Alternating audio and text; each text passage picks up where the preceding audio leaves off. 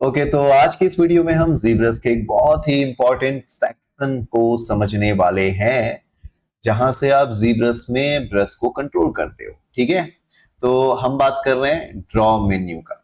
तो अभी मैं आ चुका हूं ड्रॉ मेन्यू पे। आप देख सकते हैं यहाँ पे इतने सारे ऑप्शंस हैं। ठीक है, अब क्या होता है कि ड्रॉ मेन्यू में जब आप आते हैं तो यहाँ पे आपको ब्रश के कंट्रोल्स मिल जाते हैं।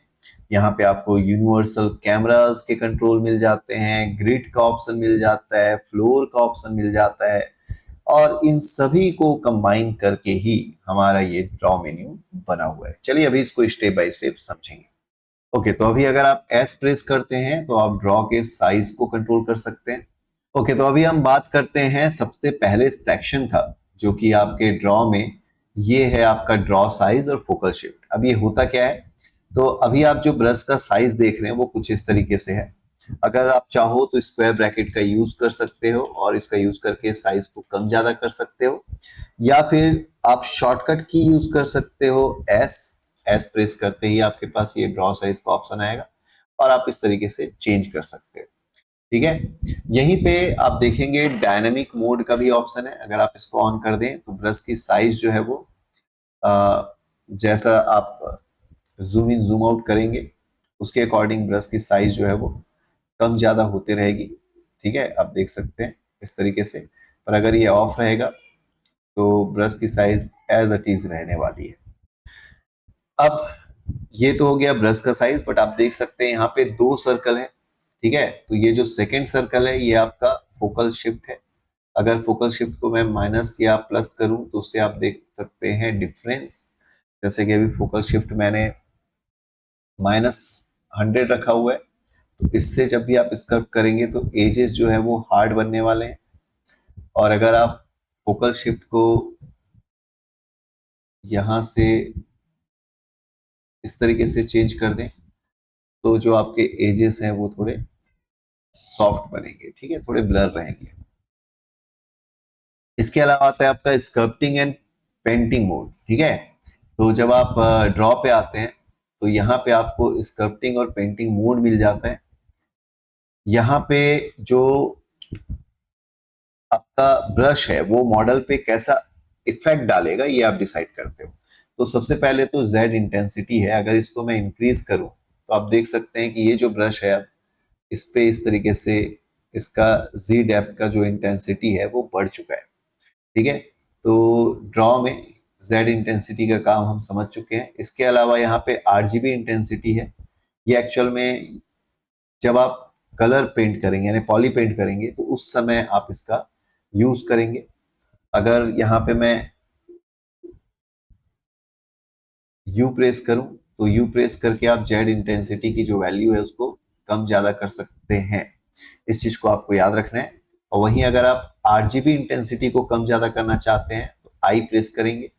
ठीक है, मैं आपको शॉर्टकट की भी बताते चल रहा हूं ताकि आप इसकी प्रैक्टिस बिल्कुल वैसा ही करें और याद रखें इन शॉर्टकट की को।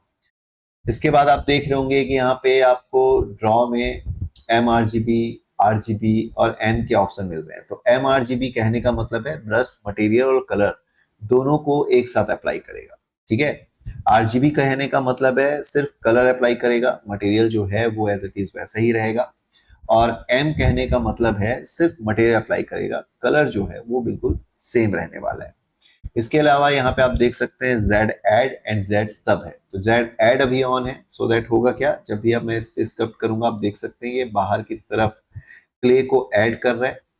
और अगर आपने जेड सब ऑन कर दिया, ठीक है, यहाँ से जेड सब ले लिया, तो आप देख सकते हैं ये जो स्क्रप्ट है ये अभी अंदर की तरफ हो रहा है, यानी कि क्ले जो है वो अंदर की तरफ जा रहा है। ठीक है, इसको भी आप स्विच कर सकते हैं शॉर्टकट की से।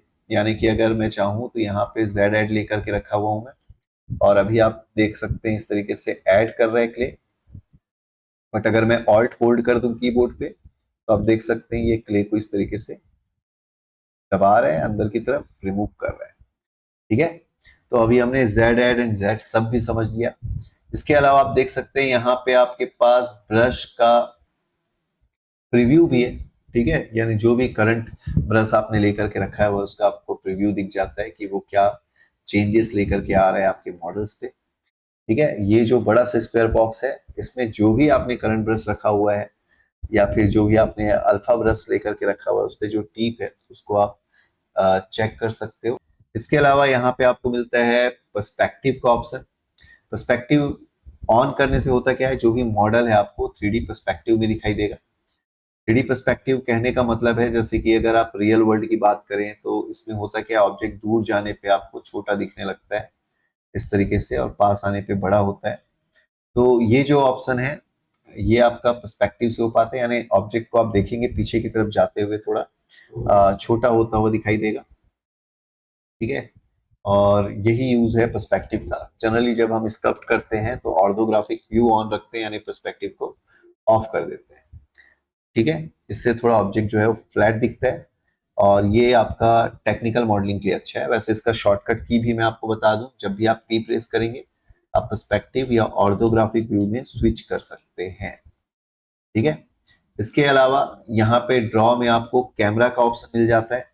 ठीक है, ये आप बिल्कुल रियल वर्ल्ड कैमरा, यानी असल जिंदगी में जो कैमरा यूज करते हैं उसमें अलग अलग लेंसेज होते हैं, आपने देखा होगा 18 mm, 24 mm, 28 mm, 35 mm। तो इस तरीके से यहाँ पे लेंस का स्टॉक है, आप अपने अकॉर्डिंग उसको चूज कर सकते हैं। अगर आप किसी स्मार्टफोन जैसे कि 24 mm या 26 mm में आप वाइड लेंस लेकर के आपने कुछ शूट किया है और उस लाइव एक्शन फुटेज पर आप अपने 3D मॉडल को कंपोजिट करके देखना चाहते हैं, तो यहाँ से एग्जैक्ट आपको वही फोकल लेंथ जो है वो सेट कर सकते हैं आप, और उसको परफेक्ट तरीके से पर्सपेक्टिव मैच कर सकते हैं। अगर स्टैंडर्ड पोर्ट्रेट मॉडलिंग के लिए अगर हम बात करें तो 50 mm जो है होता है वो बेस्ट होता है। जब भी आप कोई कैरेक्टर बना रहे हैं आप 50 mm पे इसको रख सकते हैं। ठीक है, इसके अलावा आता है आपका फ्लोर एंड ग्रिड का सिस्टम। तो यहाँ पे आप देख सकते हैं फ्लोर का ऑप्शन दिया हुआ है, शॉर्टकट इसका शिफ्ट पी है। यही सेम ऑप्शन आपको यहाँ पे भी मिल जाता है, और आप फ्लोर को इवन कंट्रोल कर सकते हो यहाँ से। तो यहाँ पे जस्ट फ्लोर में आपको कई सारे और भी ऑप्शंस देखने को मिल रहे हैं।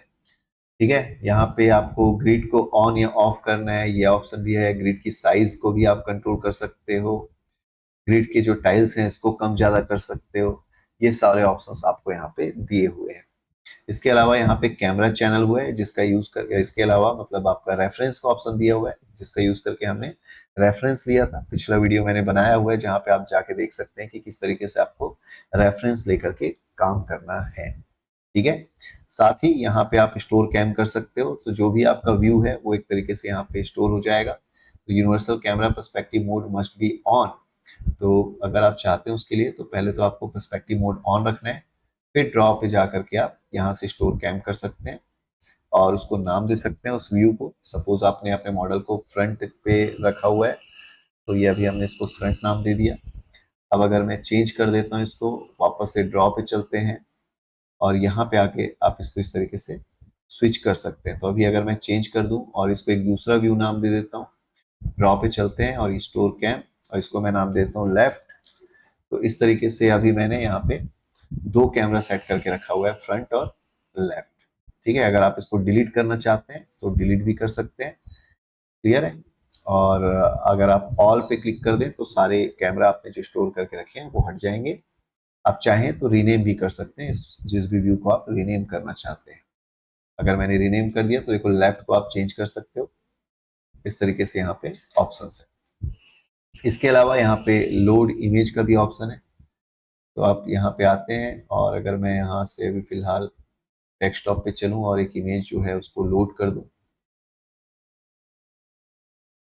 आप देख सकते हैं एनवायरनमेंट पे यानी कि पीछे बैकग्राउंड पे वो इमेज आ चुका है। अभी वापस से चलते हैं ड्रॉ पे और यहाँ से लोड इमेज को मैं यहाँ से डिलीट कर देता हूँ।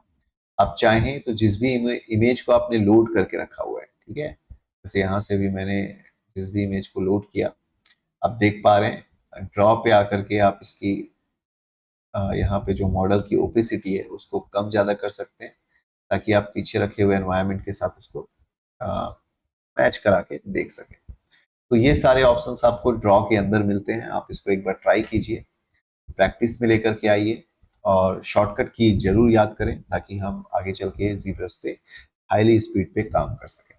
तो आज के इस वीडियो पे बस इतना ही। मैं आपसे मिलूंगा अगले वीडियो में, तब तक के लिए लेते रहें VFX वाला ज्ञान, और जाने से पहले वीडियो को लाइक कर दें, कमेंट करें और साथ ही साथ शेयर करें अपने उन सभी दोस्तों को जो आपके साथ ZBrush सीख रहे हैं।